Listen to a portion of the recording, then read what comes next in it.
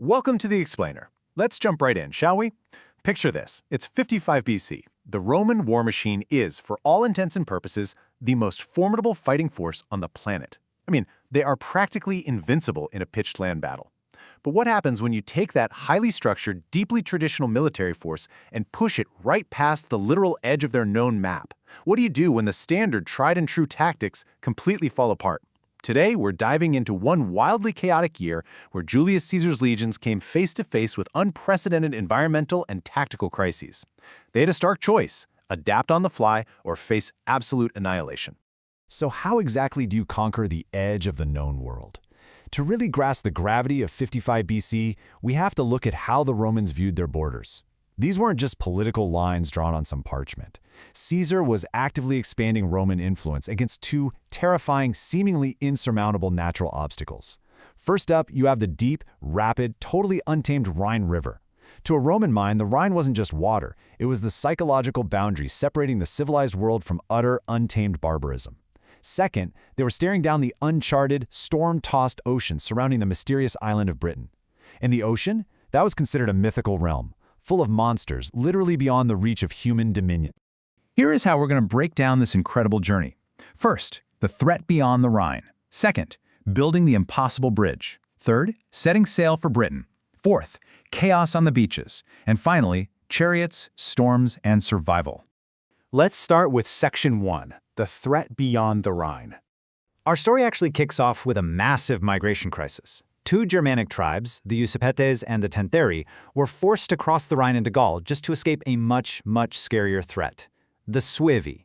Get a load of the Suevi. They were basically the ultimate ancient survivalists. They had zero private land, hardly did any farming, and lived mostly on milk, meat, and whatever they hunted. They bathed in open, freezing rivers wearing nothing but the scantiest animal skins.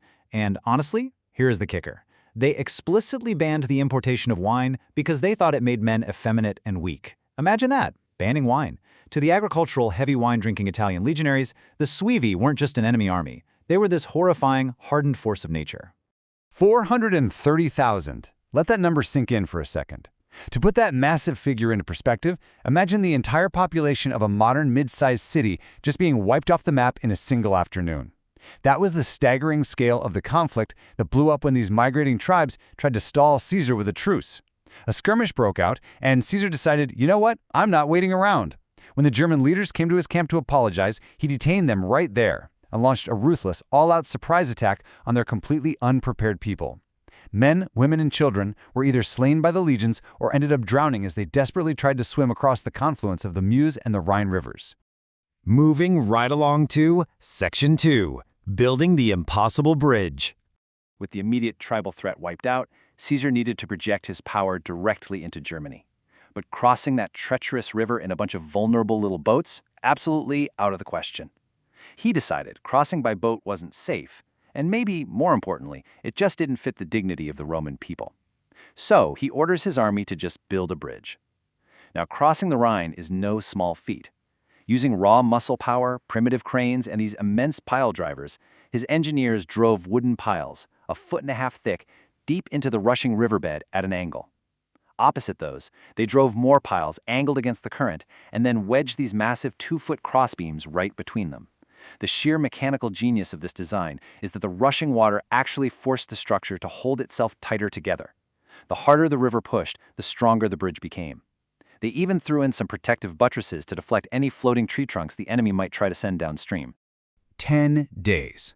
From the exact moment they started chopping down trees to the moment the entire Roman army marched across that river, it took just 10 days. That is insane. This wasn't just about conquering territory. This was the ultimate psychological flex. Caesar marches his legions straight into the dark forests of Germany, burns their villages, cuts down their corn, and basically proves his point: Rome can reach absolutely anywhere. And then, after spending just 18 days across the Rhine, he marches his army right back and orders his engineering masterpiece to be completely destroyed behind him. Which brings us to Section 3, setting sail for Britain. Having conquered the great river, Caesar immediately pivots his sights from the dense forests of Germany to a terrifying unknown. He wanted to invade Britain because British forces had been secretly funneling aid to his enemies in Gaul. But venturing across the English Channel in 55 BC, that was basically akin to a modern mission to Mars. Caesar was operating with a massive intelligence deficit. Nobody except maybe a handful of very secretive coastal merchants knew anything about the island. They didn't know how big it was, who lived there, how they fought, or even where a fleet could safely dock. For the Romans, this was a monumental strategic gamble, leaping into total darkness. And keep in mind, this was not some meticulously planned D-Day invasion. It was a hasty, late-season gamble thrown together right before winter hit.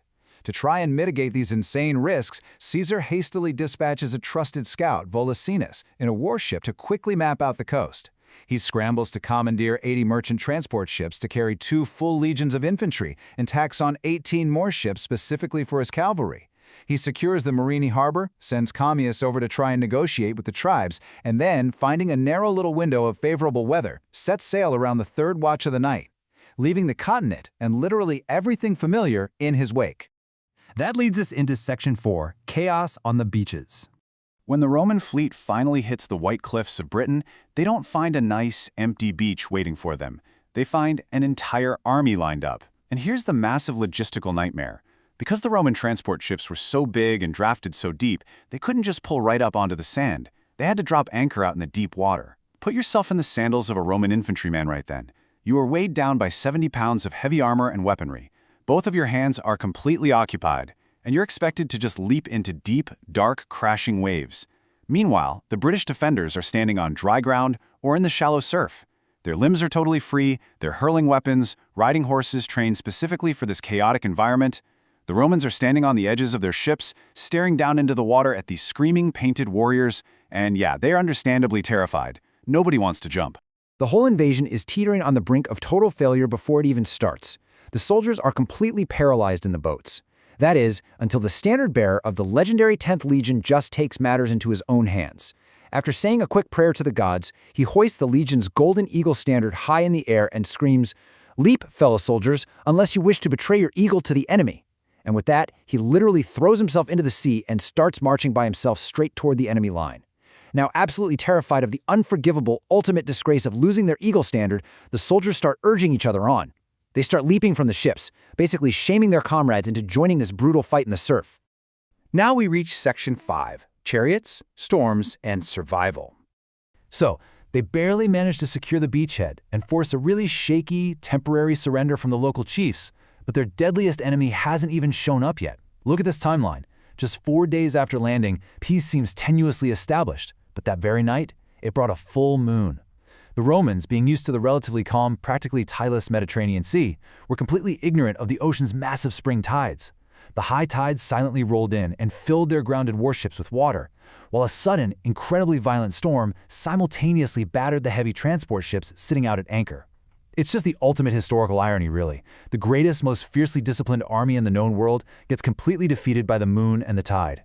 They are now stranded on a hostile island, their fleet is wrecked, and they have absolutely zero winter provisions. Sensing this extreme, unprecedented vulnerability, the British chiefs immediately break the peace. Now, Roman infantry warfare relied almost entirely on locking their massive shields together into a static, impenetrable wall. But when one of those Roman legions was out foraging for grain, trying not to starve, they got ambushed by a weapon specifically engineered to shatter that exact type of static formation, the British war chariot. These chariot tactics were this terrifying, highly mobile combat loop. The British would drive in at absolute full speed in all directions, hurling their javelins. They'd use the sheer, deafening roar of the wheels to cause panic and physically break the Roman ranks. Then the warriors would leap out and fight viciously on foot. Meanwhile, the drivers had expertly parked the chariots just close enough for a lightning-fast getaway. The agility they had was just unmatched. They could stop at full speed on steep declines. The warriors would even run out along the yoke pole of the horses right in the middle of battle. It was fast, it was chaotic, and it completely disoriented the highly structured, rigid Roman infantry. But this crisis is exactly where we see Caesar's true superpower shine, his extreme adaptability. Trapped with a broken fleet, Caesar doesn't panic. He cannibalizes the brass and timber from 12 completely wrecked ships just to repair the rest of them. Facing starvation, he orders aggressive daily foraging missions despite the constant threat of getting ambushed. When he's faced with those terrifying, fast-moving chariot attacks, he personally leads the relief cohorts, forcing tight defensive formations that eventually manage to absorb and neutralize all that British mobility. Through sheer discipline and incredibly quick thinking, he repairs just enough ships to secure a desperate, skin-of-their-teeth retreat back to the continent right before winter fully sets in. So, let's review. Caesar had nearly starved to death.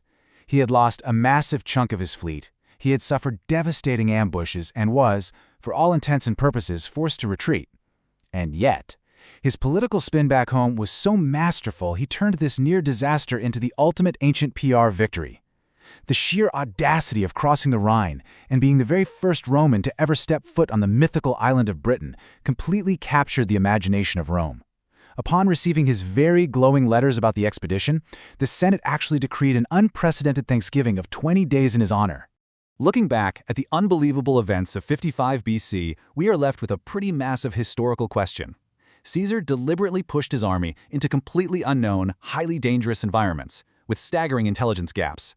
Was his ability to engineer that incredible bridge on the fly and salvage that ruined fleet the mark of a true strategic genius?